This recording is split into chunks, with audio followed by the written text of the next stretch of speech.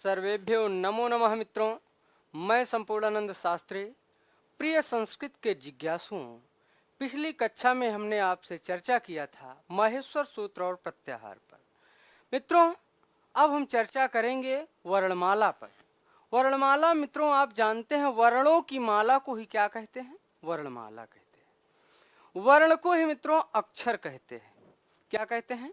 वर्ण को ही क्या कहते हैं मित्रों? अक्षर कहते हैं। अक्षर वह होता है मित्रों जिसका क्षरण नहीं होता है। जिसका क्षरण नहीं होता है वही क्या होता है? अक्षर होता है। अर्थात जो अक्षर होता है वो सार्वभौमिक सत्य है, उसका कभी विनाश नहीं हो सकता है। वही क्या है? अक्षर है। अक्षर को ही मित्रों क्या कहते हैं? वर्ण कहते हैं। वर्ण से ही शब्द और शब्दों से ही वाक्य का निर्माण होता है। मित्रों, वर्ण मित्रों दो प्रकार के होते हैं। कितने? दो प्रकार के वर्ण मुख्यतः। एक बार प्रश्न पूछा था मित्रों, वर्ण कितने प्रकार के होते हैं? तो वर्ण दो प्रकार के होते हैं। इसी को संस्कृत में पूछ लेगा मित्रों, वर्णः कतिधा। कतिधा, कति माने कितने, धा माने प्रकार। किसी भी शब्द के बाद यदि धा पद लगा रहे मित्रों तो धा माने प्रकार। जैसे पंचधा, चतुर्धा। पंचधा माने 5 प्रकार, चतुर्धा माने 4 प्रकार, त्रिधा 3 प्रकार, द्विधा 2 प्रकार। वर्ण दो प्रकार के होते हैं मित्रों। कौन कौन से? स्वर और व्यंजन। स्वर और व्यंजन। मित्रों, पिछली कक्षा में आपने जाना था कि स्वर को ही क्या कहते हैं? कौन सा प्रत्याहार कहते हैं? अच। यानी कि हम स्वर को क्या कह सकते हैं? अच भी कह सकते हैं। स्वर को अच कहते हैं। और व्यंजन को मित्रों क्या कहते हैं? हल कहते हैं। व्यंजन को क्या कहते हैं? हल कहते हैं। मित्रों, स्वर वे होते हैं जो स्वयं से सुशोभित होते हैं। स्वयं राजन्ते इति स्वरा। जिन वर्णों का उच्चारण किसी की सहायता नहीं लेनी पड़ती है, जिन वर्णों का उच्चारण स्वयमेव होता है, स्वयं के द्वारा उच्चारित होते हैं, उन्हें स्वर कहते हैं। हमने आपको बताया था स्वर 3 प्रकार के होते हैं। मित्रों, स्वर 3 प्रकार के होते हैं। कौन कौन से? ह्रस्व, दीर्घ, प्लुत। मित्रों, ह्रस्व स्वर और दीर्घ स्वर तथा प्लुत स्वर 3 प्रकार के होते हैं। कितने प्रकार के मित्रों? 3 प्रकार के। मित्रों, स्वरों की संख्या कितनी है? 9 है। व्यंजन की संख्या मित्रों कितनी है? 33 है। यानी कि आपसे अगर पूछा जाए वर्ण कितने प्रकार के हैं तो मित्रों 33 और 9 कितने हुए? 42। अगर प्रश्न पूछा जाए वर्णमाला कितनी होती है मित्रों, क्या जवाब देंगे? वर्णमाला कितनी होती है? तो बहुधा विद्यार्थी भ्रमित हो जाते हैं, कहते हैं वर्णमाला 42 होती है। मित्रों, वर्णमाला 42 नहीं, वर्णमाला एक ही होती है। वर्णमाला में वर्णों की संख्या 42 होती है।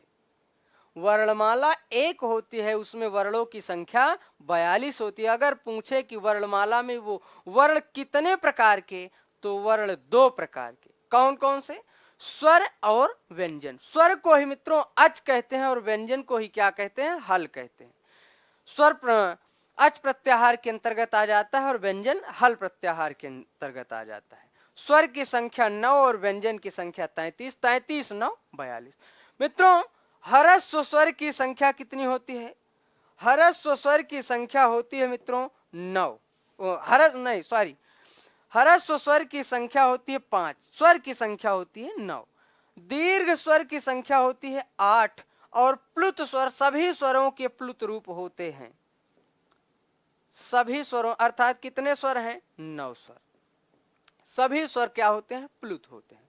मित्रों, हम पिछली कक्षा में आपको बताए थे, चर्चा किए थे कि जो अच प्रत्याहार है उसके अंतर्गत ये वर्ण आते हैं आ, ई, उ, ऋ, लृ, ए, ओ, ऐ, औ।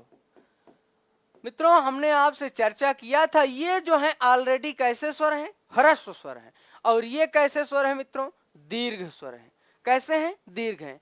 और बताए थे हम आपको कि इसी में ये इनका तीनों रूप होता है, ह्रस्व, दीर्घ और प्लुत। मित्रों इस आ ये ऑलरेडी कैसे हैं लिखे हैं? ह्रस्व लिखे गए हैं। इनका दीर्घ रूप करेंगे, क्या बनेगा मित्रों? दीर्घ रूप इस आ का बनेगा, इस आ का बनेगा दीर्घ आ, और इसका बनेगा मित्रों दीर्घ ई, और इसका बनेगा मित्रों दीर्घ उ, और इसका बनेगा क्या? दीर्घ रे। अगर हम कहें कि ये कैसे वर्ण हैं? ये दीर्घ रूप है। और ये भी ऑलरेडी हमने आपको बताया था, ये भी ऑलरेडी क्या है? दीर्घ हैं। हम कहें दीर्घ, ये चार और ये चार कितने हुए दीर्घ स्वरों की संख्या? 8। 1 2 3 4, 1 2 3 4, और ये 4 5 6 7 8, यानी दीर्घ स्वरों की संख्या कितनी है मित्रों? दीर्घ स्वरों की संख्या 8 है। कितनी है मित्रों? 8 है। यही दीर्घ स्वर की संख्या क्या है? 8 है। और प्लुत सभी स्वर होते हैं। जो ह्रस्व स्वर हैं वो कौन कौन से हैं मित्रों?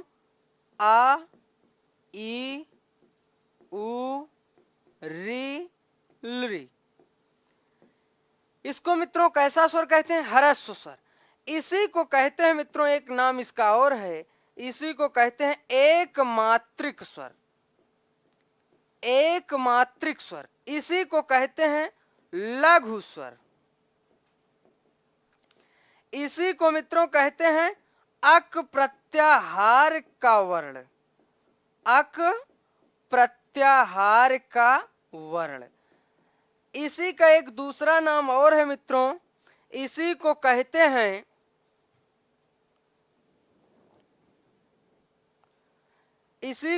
हैं क्या? मूल स्वर।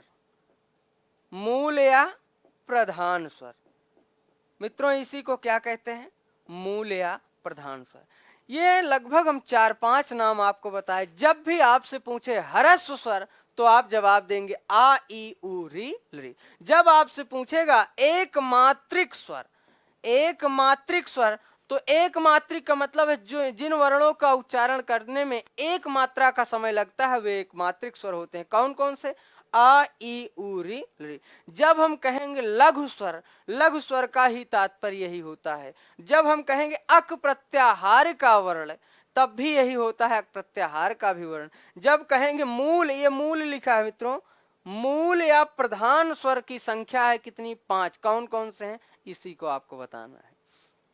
जब कहेंगे मित्रों दीर्घ स्वर कितने हैं? दीर्घ स्वर की संख्या कितनी है मित्रों? दीर्घ स्वरों की संख्या है 8, लिखा है। कौन कौन से हैं मित्रों?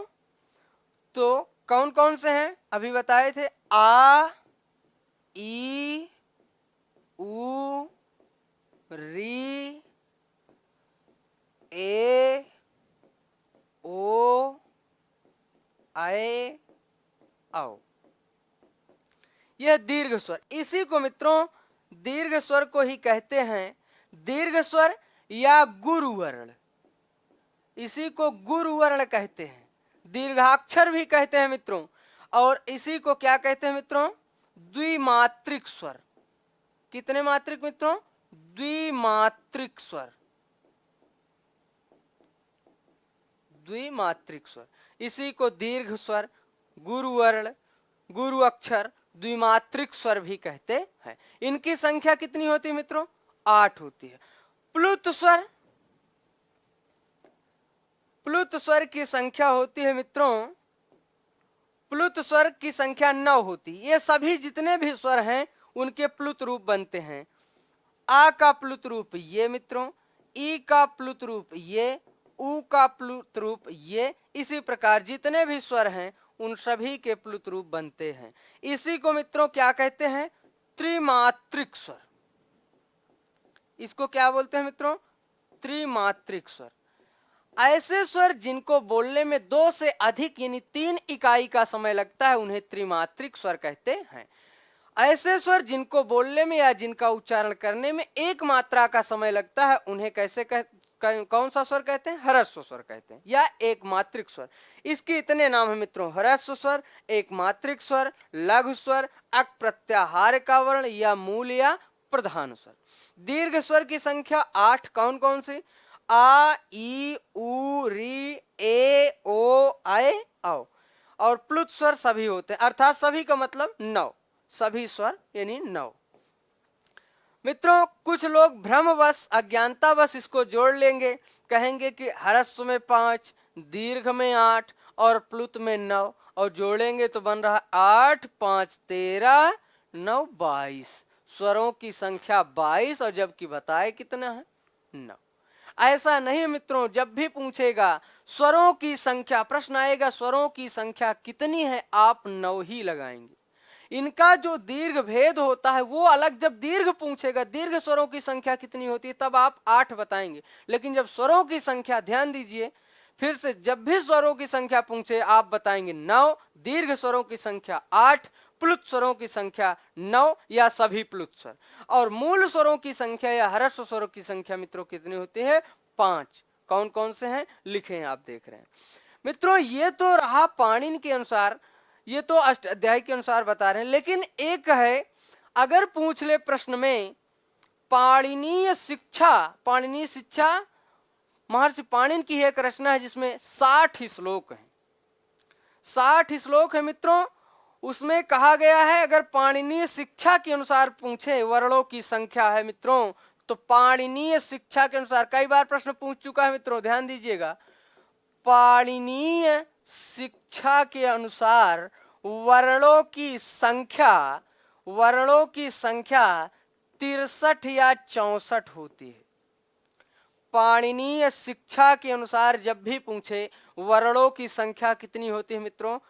63 या 64, 63 या 64। जब लृ का प्लुत भेद नहीं माना जाता है तो 63, और लृ का प्लुत भेद माना जाता है तो 64 मित्रों, 63 या 64। जब पाणिनीय शिक्षा लिखा रहे तब, अगर लिखा रहे पाणिनीय शिक्षा के अनुसार वर्णों की संख्या या अक्षरों की संख्या, तब आप बताएंगे 63 या 64। अगर वो नहीं लिखा रहता, केवल वर्णों की संख्या पूछता है, तो आप 42 बताएंगे।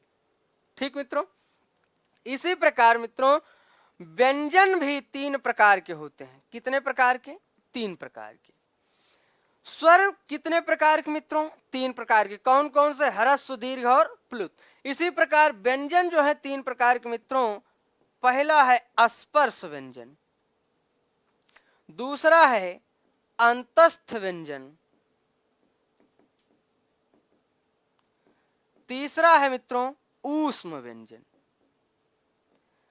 स्पर्श व्यंजन क्या होता है मित्रों, यह समझिए। स्पर्श व्यंजन वे व्यंजन होते हैं जिन वर्णों का उच्चारण करते समय जिह्वा हमारी मुख के विभिन्न भागों का स्पर्श करती है। जिन वर्णों का उच्चारण करते समय जिह्वा हमारे मुख के विभिन्न भागों का स्पर्श करती है, उन्हें ही स्पर्श वर्ण कहते हैं या स्पर्श व्यंजन कहते हैं। मित्रों स्पर्श व्यंजन की संख्या होती है 25। स्पर्श व्यंजन की संख्या कितनी होती है? 25। और मित्रों अंतस्थ व्यंजन की संख्या होती है 4। इसी प्रकार ऊष्म व्यंजन की संख्या होती है 4। स्पर्श व्यंजन जो है मित्रों 25 कहां से कहां तक? सबसे पहले एक चीज विशेष रूप से जान लीजिए, शायद पहले दिन ही हमने आपको बताया था, यह सूत्र बहुत ही महत्वपूर्ण है। देखने में तो आपको लग रहा है ये कुछ नहीं, इसमें आपको हास्यास्पद लग रहा होगा मित्रों, लेकिन यह सूत्र है। क्या लिखा है मित्रों? कुचु टूतु पु एते उदिता, कुचु टूतु पु एते उदिता। एक बार यही प्रश्न पूछ लिया था मित्रों, कुचु टूतु पु एते, यहां पर मिटा करके पूछ लिया था मित्रों, डाट डाट करके पूछा था, क्या भरा जाएगा? क्या भरा जाएगा मित्रों? उदिता, अर्थात कु का मतलब है मित्रों का वर्ग। कु का मतलब है मित्रों क्या? का वर्ग। वर्ग और वर्ण में अंतर है। वर्ग समूह का बोध कराता है और वर्ण केवल एक अक्षर का बोध कराता है मित्रों। कु का मतलब है का वर्ग में 5 वर्ण हैं। कौन कौन से मित्रों? का, खा, गा, घा, अंगा। इसी प्रकार मित्रों चू मतलब चा वर्ग। इसी प्रकार टू माने दो नहीं मित्रों, नहीं टू माने दो, आप समझ लें, टू माने टा वर्ग।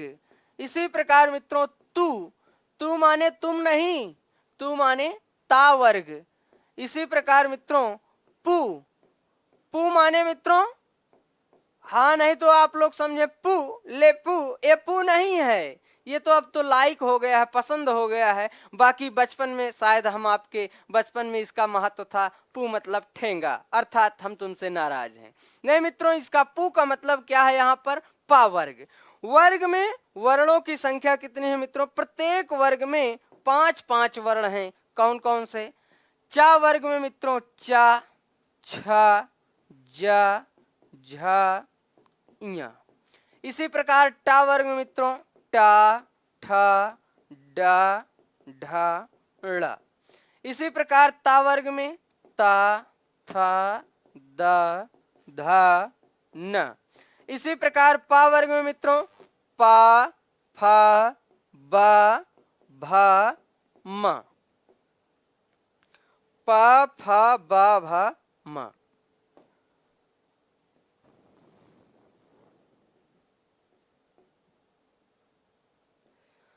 मित्रों ये कुल कितनी संख्या है?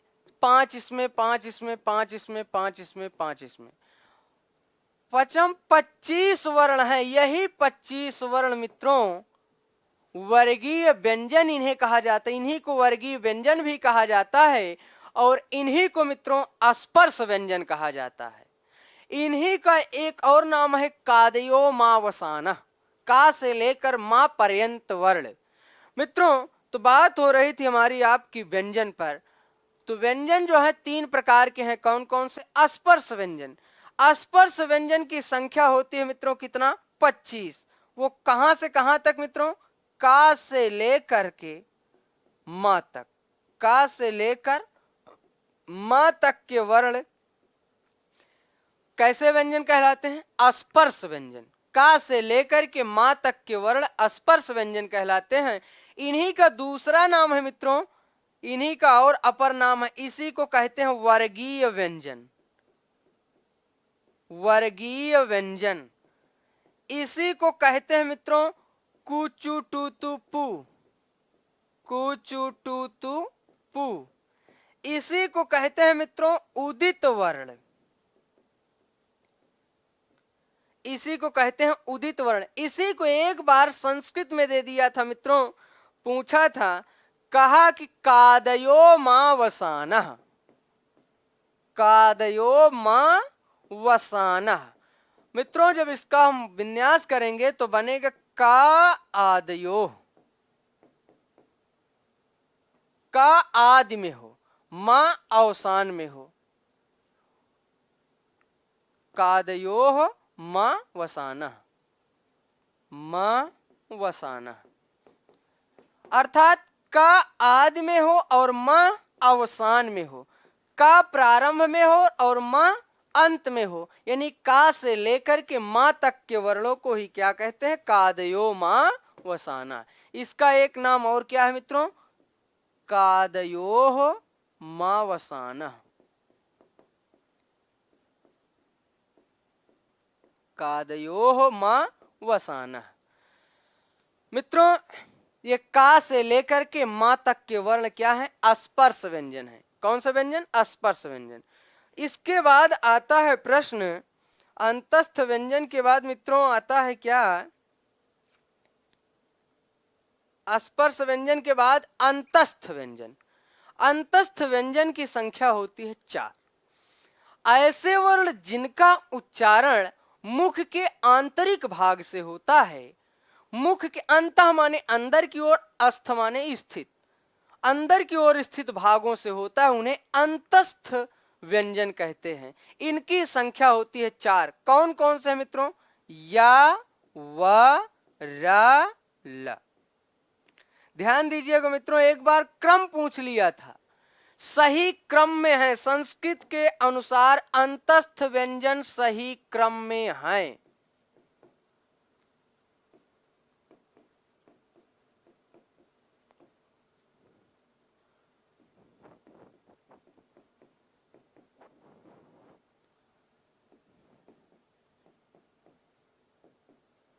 चार विकल्प यही दिए थे मित्रों, कौन सा सही है?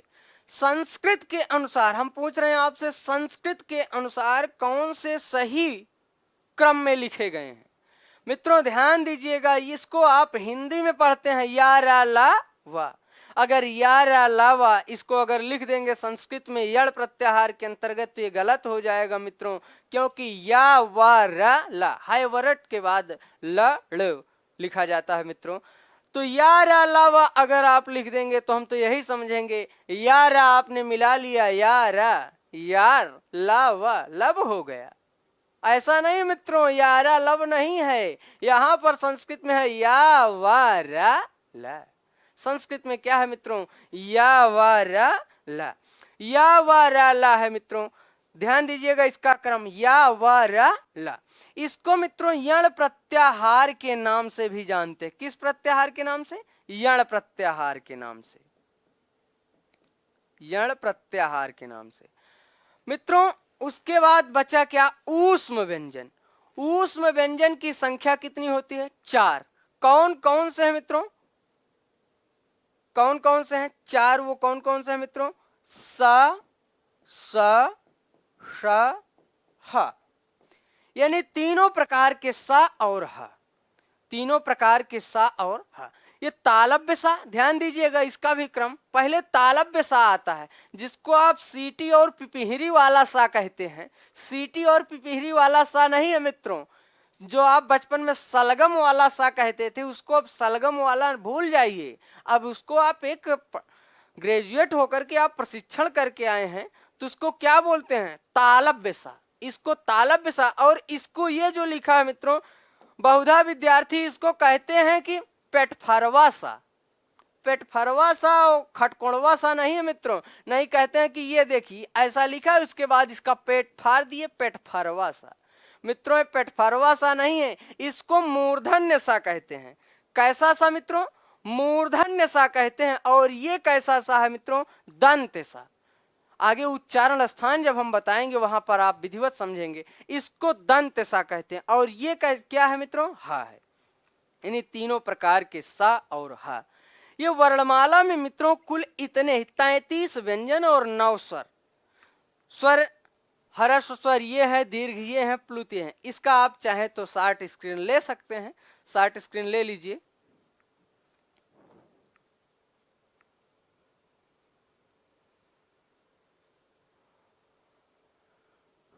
मित्रों इतना आप समझ गए वर्णमाला में वर्णों की संख्या कितनी है।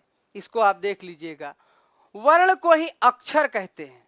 वर्ण को ही क्या कहते हैं? अक्षर। अगर वर्ण की परिभाषा अगर आपसे कोई पूछे या दे दिया है प्रश्न में तो आप बताएं कि ध्वनि की ऐसी वो छोटी से छोटी इकाई जिसके और टुकड़े ना किए जा सके, ऐसी सार्थक ध्वनि जिसके और टुकड़े ना किए जा सके, उसी को क्या कहते हैं? वर्ण। वर्ण को ही क्या कहते हैं? अक्षर। वर्ण क्या कहते हैं? अक्षर कहते हैं मित्रों। वर्णों की संख्या कितनी होती है? 42। वर्णमाला की संख्या कितनी होती है? 1। 42 नहीं, वर्णमाला की संख्या 1। वर्णमाला में वर्णों की संख्या कितनी होती है? 42। वर्ण दो प्रकार के, स्वर, चाहे हम स्वर कहें चाहे अच कहें। एक बार पुनः रिवीजन कर लीजिए, नहीं तो हो सकता है भूलने का क्रम आपका जारी हो सकता है। वर्ण के दो प्रकार। एक बार यही प्रश्न पूछा था, वर्ण कितने प्रकार के? वर्ण कितने प्रकार के? वर्ण द्विधा, 2 प्रकार के। कौन कौन से? स्वर। स्वर को ही क्या कहते हैं? अच। और दूसरा है क्या? व्यंजन। व्यंजन को ही क्या कहते हैं? हल। मित्रों व्यंजन सही यही है, नहीं कुछ लोग व्यंजन इस प्रकार भी लिख सकते हैं या लिखते हैं। हिंदी में तो यह सही है, लेकिन व्याकरण की दृष्टि से ज्यादा शुद्ध व्यंजन यह है संस्कृत में। ध्यान दीजिएगा।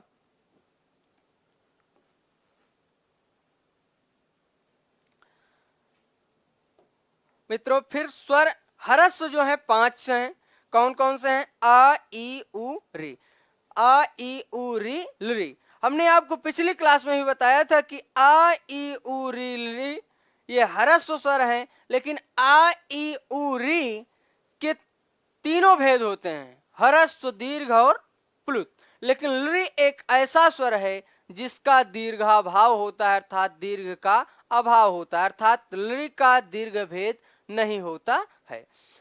और प्लुत जो है दीर्घ स्वरों की संख्या 8 होती है, कौन कौन? आ ई उ री ए ओ ऐ औ।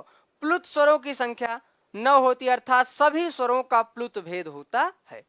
व्यंजन 3 प्रकार के। मित्रों कुछ लोगों को भ्रम होगा या सोच रहे होंगे कि सर व्यंजन क्या यह व्यंजन नहीं है क्या? छ त्र ज्ञ। हिंदी वाले कुछ लोग कहते हैं यह भी एक व्यंजन है। जी हिंदी में है लेकिन संस्कृत में नहीं। मित्रों यह जो छ है यह शुद्ध व्यंजन नहीं है, यह मिश्रित व्यंजन है। हाँ आपसे प्रश्न पूछ ले मिश्रित व्यंजन या संयुक्त व्यंजन की संख्या है, संयुक्त व्यंजन की संख्या आप 3 बताएंगे, कौन कौन से? छ त्र ज्ञ।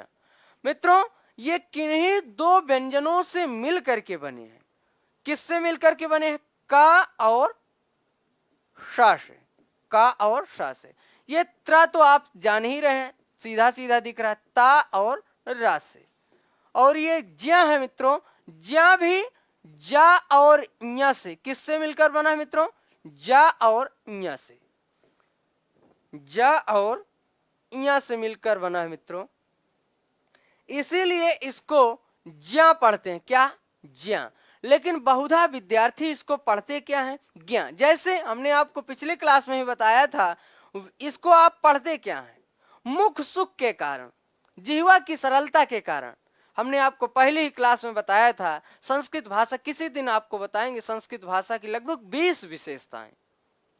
संस्कृत भाषा आज भी कर्नाटक के मुत्तुर नामक ग्राम में बोली जाती है। 7 जगह ऐसी है, 7 गांव ऐसे हैं इस पूरे भारत में जहां पर आज भी लोग संस्कृत में ही वार्तालाप करते हैं। जो प्रधान है वो कर्नाटक में मुत्तुर नामक ग्राम है मित्रों। ये इसको आप मुख सुख के कारण कहते हैं विज्ञान। लेकिन अगर कोई संस्कृत का व्याकरण विद्वान बैठा है मित्रों तो इसको विज्ञान नहीं पढ़ेगा, इसको वो पढ़ेगा विज्ञान। क्या मित्रों? विज्ञान। अगर इसको हम विज्ञान पढ़ रहे हैं मित्रों तो इसका मतलब ये जा नहीं बल्कि गा और इया से मिलकर के बना है, गा और इया से। इसलिए यहां पर ध्यान दीजिएगा, गा और इया नहीं मित्रों। यह प्रश्न पूछा गया था अब की बार, शायद जो लास्ट बार टेट में पूछा गया था, क्वेश्चन यही था कि ज्या वर्ण किन 2 वर्णों से मिलकर के बना है? ज्या वर्ण 2 वर्णों से मिलकर के बना है, कौन कौन से? जा और इया। मित्रों ध्यान दीजिएगा, पुस्तकों में ऐसे ही लिखा रहता है, लेकिन अगर यहां पर हलंत है, यहां पर हलंत है तो इस सब में हलंत लगेगा, सब में हलंत लगेगा। जैसे अगर केवल ये इस का की बात करें तो ये का मित्रों हलंत का के बाद स्वर लग करके बनता है इस प्रकार का। इसलिए यहां पर जब हलंत नहीं रहेगा मित्रों तो किसी एक में स्वर लगा देंगे, लास्ट वाले में यानी अंतिम वाले वर्ण में स्वर लगा देंगे तो बनेगा इस प्रकार। अगर ये छ त्रन ज्ञ अगर इस प्रकार है तो दोनों में क्या होगा? हलंत होगा मित्रों, दोनों में क्या होगा? हलंत होगा। ध्यान दीजिएगा, जो हिंदी वाले गुरुजी आपको बताएंगे। ये जो एक और है ये मित्रों क्या है? तालव्य सा और रा से मिलकर के बनता है, तालव्य सा और रा। मित्रों ध्यान दीजिएगा, विद्यार्थी श्री और श्रृंगार में अंतर नहीं कर पाते हैं।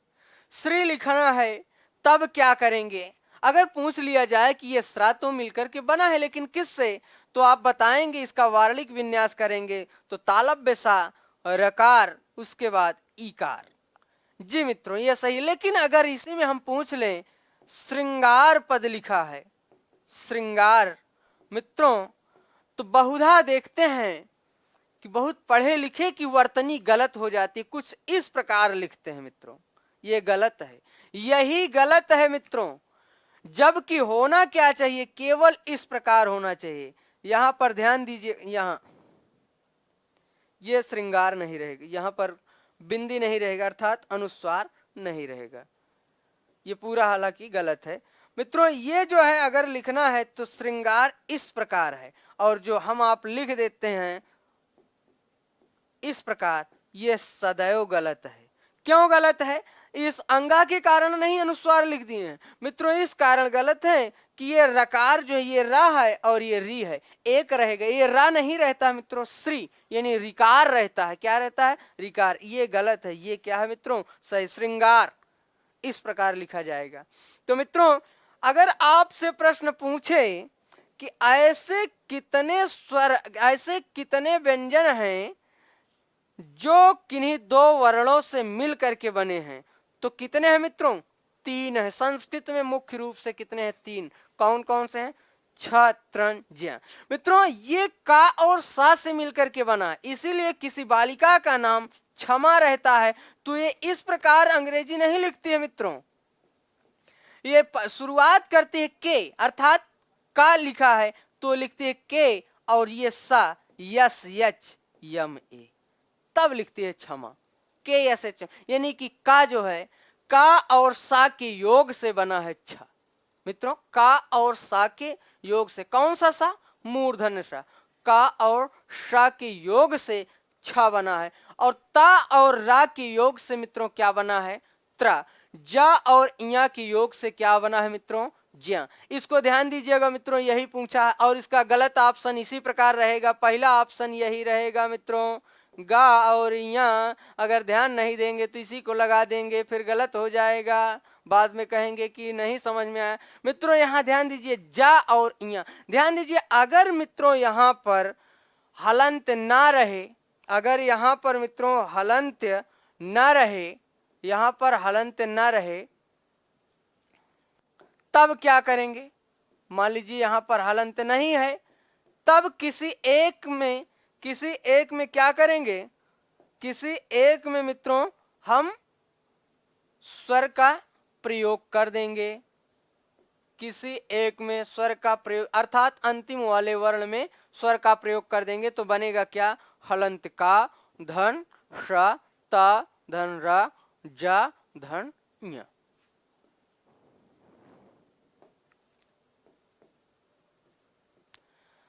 मित्रों उसके पहले इसको आप समझ लीजिए, इसको आप स्क्रीनशॉट लिए हो ज्यादा सही है। वर्णों की संख्या, स्वर और व्यंजन। वर्ण 2 प्रकार के, स्वर और व्यंजन। इसको आप स्पर्श व्यंजन, अंतस्थ व्यंजन, ऊष्म व्यंजन। ध्यान दीजिएगा, स्वर भी 3 प्रकार के होते हैं, व्यंजन भी 3 प्रकार के होते हैं। व्यंजन प्रमुखतः 3 ही प्रकार के हैं। कौन कौन से? स्पर्श व्यंजन, अंतस्थ व्यंजन, ऊष्म व्यंजन। ऊष्म व्यंजन वे व्यंजन है मित्रों जिन वर्णों का उच्चारण करते समय जिह्वा से रगड़ उत्पन्न हो, जिह्वा से गर्मी उत्पन्न हो, जिह्वा में रगड़ उत्पन्न हो, उसे ऊष्म वर्ण कहते हैं, उसे ऊष्म व्यंजन कहते हैं। ऊष्म व्यंजन की संख्या मित्रों 4 होती है, ध्यान दीजिएगा। इसी को सल प्रत्याहार के नाम से भी जानते हैं। किस प्रत्याहार के नाम से मित्रों? सल प्रत्याहार के नाम से। एक बार यही प्रश्न पूछा था, वह कौन सा प्रत्याहार है जिसके अंतर्गत ऊष्म व्यंजन आ जाते हैं? तो सल प्रत्याहार। वह कौन सा प्रत्याहार है जिसके अंतर्गत अंतस्थ व्यंजन आ जाते हैं? तो यण प्रत्याहार। मित्रों एक चीज भूल रहे थे, यहीं पर समझ लीजिए, ये 2 वर्ण है या और वा, या और वा, इनको मित्रों अर्ध स्वर कहते हैं, अर्ध स्वर। कई बार प्रश्न पूछा है मित्रों, अर्ध स्वर किसे कहते हैं? या और वा, इसको आप डबल स्टार के अंतर्गत लिख लीजिएगा मित्रों। अर्ध स्वर की संख्या है 2। कौन कौन से? या और वा। या और वा को क्या कहते हैं? अर्ध स्वर। हमने आपको बताया था, व्यंजन पिछली क्लास में बताए थे, व्यंजन की कितनी मात्रा होती है? व्यंजन में आधी मात्रा होती है। कितनी मात्रा मित्रों? आधी मात्रा होती है। आज इतना ही मित्रों, संक्षेप में आप वर्णमाला इतना ही जानिए। आगे अगली क्लास में विस्तृत चर्चा होगी। मित्रों आज के लिए बस इतना ही। सर्वेभ्यो नमो नमः मित्रों। पुनः मिलापः मित्रों। जयतु भारतम जयतु संस्कृतम मित्रों। धन्यवाद।